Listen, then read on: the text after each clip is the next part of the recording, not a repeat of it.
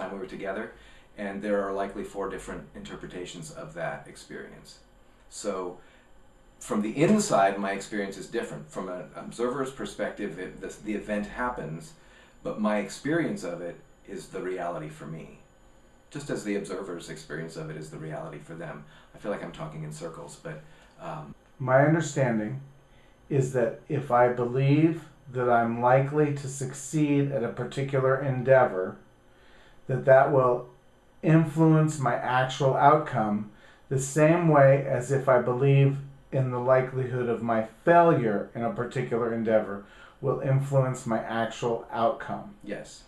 So in that way, my thoughts impact actual observable reality. I got the sale, the enterprise succeeded, I got the girl, whatever the endeavor might have been, my thoughts are going to directly impact that. Yes. Yeah, was it Henry Ford that said, if I think I can, I'm right. If I think I can't, I'm right. Well, I think he did say that, but I think he was repeating Abe Lincoln. Yeah. I mean, and so again, and one of the cliches of New Thought is there's no such thing as New Thought, it's ancient. You know, there's never a new thought. This is ancient wisdom, ancient truth that has been known by, well, I mean, if you look at the mystical aspect of any faith, what they're talking about seems to be the same thing. We just word it differently according to the context of the world we live in, or our religion, but the mystical arm of Islam, the mystical arm of Judaism, the mystical arm of Christianity, all of them, the people who wrote and spoke about it from that place are saying the same thing. You know, the unity of all creation, the oneness that is God, those kind of things. And we've lost it in ritual and rules and power struggles and costumes and politics and that. So is there a list of principles that you could outline that you think would be a good starting point? It is done as you believe, which we've just talked about. That the kingdom of heaven is within. You know, it's at hand right now. It's within me. It's up to me to experience it. You would say that the kingdom is within means that it's inside each and every one of us only. There's not some external kingdom with a castle on the hill glowing as we envision in our Western thought. Yeah. I believe that heaven and hell are states of mind or consciousness. States of awareness. States of awareness, or a degree of my awareness of connection with my source, which I call God. So if I'm feeling connected with it, I'm in heaven. If I'm feeling disconnected or removed from it, I'm in hell. And I swing between the two on a regular basis. I think everybody does. Well, the late Pope John Paul kind of wrote, one of his last things was about that idea of the sense of separation from God is what hell is. You know, it's like that's exactly what it is. Is there a way to self-generate a call? Well, yes, because that's really the way all of them are. I mean, a lot of people, I'm sure, have a call that they don't respond to. So it's more in the response than the generation of it. So maybe it's about uncovering it, revealing it, getting clear on it. So you think that all of us are experiencing a call all the time. We just might be closing our ears to it. That, and we tend to make it more grandiose than it needs to be, I think. I mean, you know, the word call has all of that weight of the divine kind of on it, right? It's a capital C probably and everything. So it's like, no, what is it that you love to do? What do you lose all sense of time while you're doing it? You know, that is in some way a part of the unique gifts, talents, abilities that you were created with. So whatever that is, begin to explore that. It's not necessarily about making money or earning a living, although that can certainly be a part of it, and it probably could be for almost all of it. But what is it that you are uniquely suited for? What is it that lights you up, that allows you to mostly enjoy what you're doing, that kind of thing? I mean, the process that I described early on was the logistics of how this happened. The call to ministry, for me, was never all that clear. I don't know that it still is. It's just about taking the next indicated step for me. I think to generate your own call is really about becoming aware of what you've been brought forth to express. It's already there. What was the first service project you can remember being involved in your life? A Christmas time project where we anonymously provided as much Christmas as we could from all the gifts and decorations and food, and it was done anonymously. There was absolutely no awareness of who these people were that were showing up with all these gifts, and how did you know what I wanted, and all of that kind of stuff. And we just donated and wrapped and delivered and sang songs and then left and never told them who we were. That was always nice.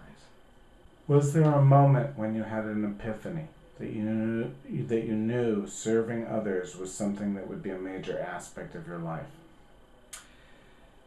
I don't think it was an epiphany, but it was a realization that was pretty clear. And I was in high school, and the first 2 years of high school were in a separate building than the second 2 years, and on lunch or study hall breaks, I would sit usually by myself, and people would come and talk to me just to unload. You were the town shrink. I guess, but see, what was weird about that was I never said anything.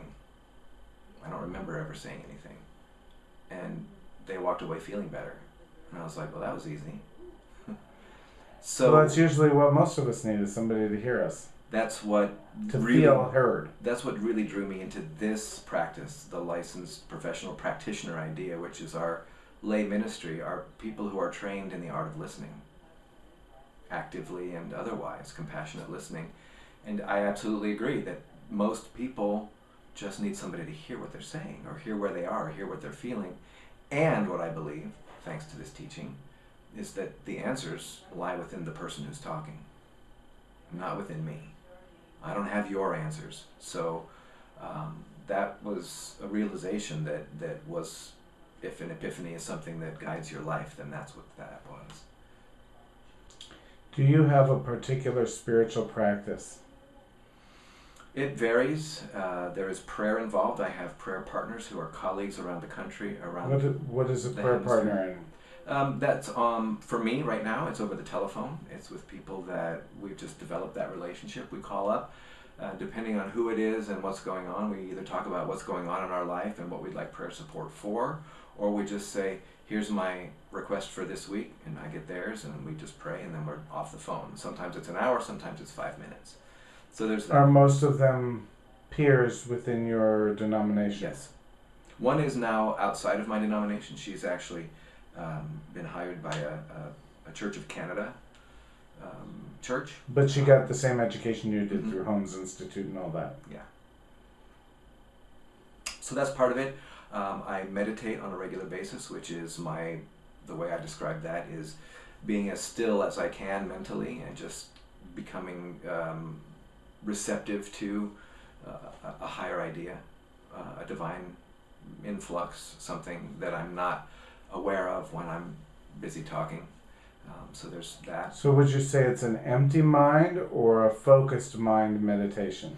Both. I'm not very good at emptying my mind, so generally I will focus, I will contemplate. When I began the practice of trying to get a regular meditation practice, I had to use something physical, whether it was earphones and music playing that was either chants or some other kind of music that would drown my thoughts out, or looking at a candle flame, something that I could focus my mind.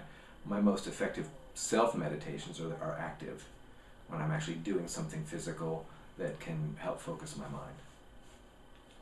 Why would each of these people, please speak to them individually, want to serve someone or something other than their own narrowly defined self-interest?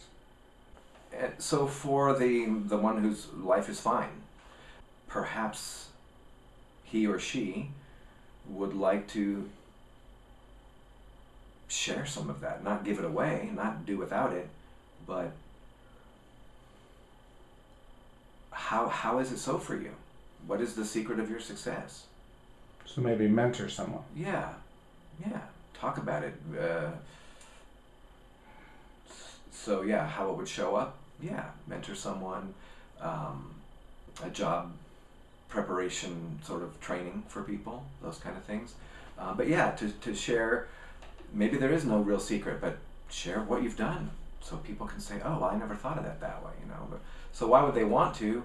Maybe to make more of that present on earth. Since I believe it's actually, that's the way it happens. The person whose life is very narrow and unsatisfying, it sounded like. One of the things I believe that causes that condition is that inward focus, is that consumption with self or one's own struggles and difficulties and that kind of thing, and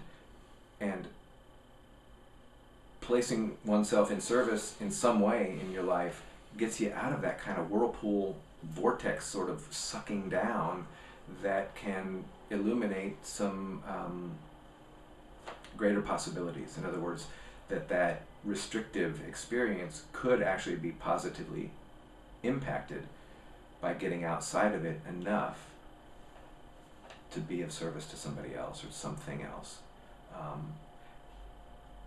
When life goes really wrong, it's really hard not to give it all your focus, I have found. And yet what I also know beneath all of that is that what I place my attention on grows in my life. And so if I can stop putting so much attention on the unhappiness and dissatisfaction, and serving somebody or something else gives me that, or shifts that focus, then the dissatisfaction eases and maybe things start to change. Can you give us some service projects that you could suggest that either or both of these people might involve themselves with, that have a relatively low threshold for entry because they're not sure, they just want to get their toesies wet? Boy, we're in Las Vegas. There's a lot of community-based organizations that offer that have needs for volunteers. Three Square, I think, has some pretty easy entry. I mean, it's a huge organization and very successful, and several of the people I know here volunteer there in different capacities. I don't think that you need any level of expertise other than having some time available, depending on what it is that you want to do. What might they expect to get out of it if they do? Any kind of giving of oneself. They say the purest motives have nothing to do with what's in it for me, and yet everybody who serves, everybody that I've talked to, myself, when I have given of myself in any way, I discover that the benefits far outweigh the degree of effort that I'm giving to it. So it's like I feel better. I don't know if I feel better because I feel like I'm of value or use in some way in my life, or if I feel better because I'm helping to shine the light, and it always feels good to shine the light. It doesn't matter why I feel better. It's just that being of service helps you feel better, and it does good work in the world. So hey, it's a win-win, as they say.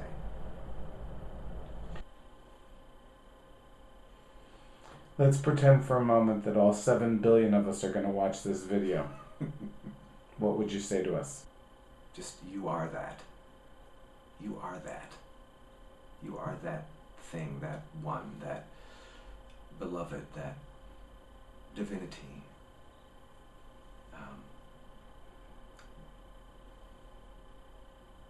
You were so necessary to the Creator that here you are. If I could grant you any superpower, either one that you've heard of, bending steel, X-ray vision, or one that you make up right now on the spot, what superpower would you request of me? I want it to be all spiritual, but the one that I've always wished for is flying. Okay. What's your favorite movie? Wow. Well, the first one that came to mind was The Wizard of Oz, so I guess Why? I'll stay there. Her voice and the music, I think it's probably not the fantasy of it, but the idea that there are both worlds in each of us. Okay. Who are your heroes?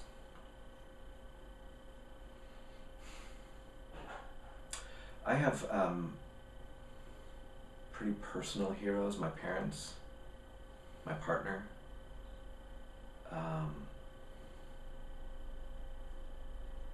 Again, just going on. Why? When it first comes up. Why your parents and why your My partner? parents, because they've known each other their whole lives. and they got married at 21, which I think is ridiculously young for anybody to marry. And they raised 4 kids, each of whom has a degree of success and some happiness at least. And they've stayed together through times that were rough for them financially and otherwise. And they've established for me a benchmark of relationship that I aspire to, you know, in a world where relationship and commitment is not necessarily honored except as an idea anymore. For me, they're still married after 57 years, and it's just remarkable to me, you know, that for better or for worse, you know, they did it, and they're still doing it. So that's awesome, and I think there's a lot of courage in being a parent. Why your partner? Because he is fearlessly himself and doesn't really, in spite of the religion of his upbringing, was not kowtowed and was not ground down by it and was not did not buy the party line. What religion was he raised in? He